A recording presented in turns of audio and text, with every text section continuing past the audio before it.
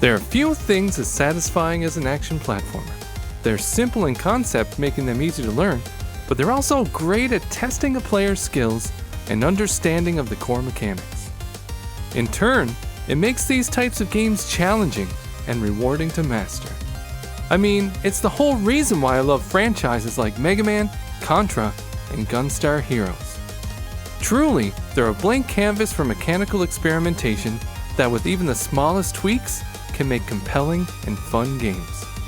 But it's an action platformer's strong foundation that keeps us coming back for more. Well, Gun Crazy from GrabTheGames and Ratalaika Games hopes to boil down the genre to its essence by giving us a pure and simple action platformer that's both satisfying to play and flashy as heck.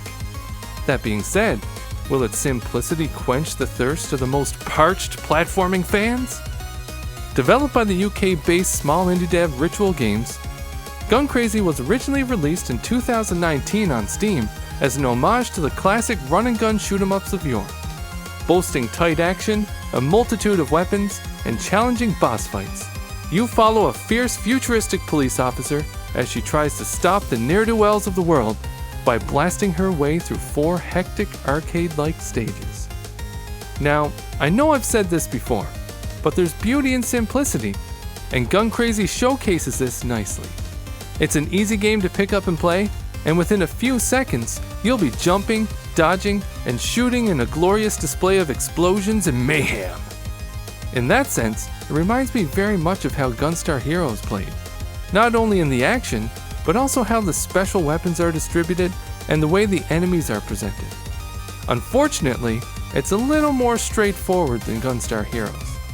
You don't have a throw, you can't combine the different special weapons, and there isn't quite the variety of enemies and bosses. Instead, you'll just have a simple dodge/dash that can absorb enemy bullets, giving you points, and a melee attack that'll dispatch enemies when they get close. And that's where I kinda think Gun Crazy's simplicity hurts it. It's just too barren at times. With there only being 4 stages total, I find I long for more. I mean, they do add some replayability by giving you a 1cc mode if you beat the game, which challenges you to complete it with 1 continue, but I'm not sure if that's enough. Since the gameplay mechanics and enemies lack variety, even if Ritual Games were to expand upon it, they would definitely have to make the gameplay a bit more complex to make it interesting. Otherwise, I'd be worried that it would become mundane. Nevertheless, the boss fights are probably the best part of playing Gun Crazy, and it's where the gameplay is truly showcased.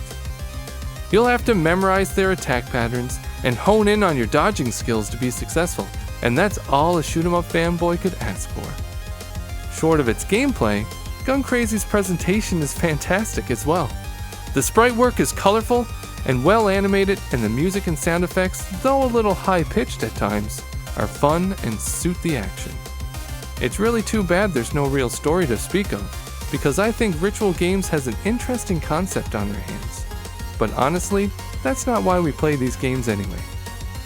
It's great seeing developers still trying to bring new games out in the action platformer genre. With it being one of my favorite types of games to play, it always brings a smile to my face.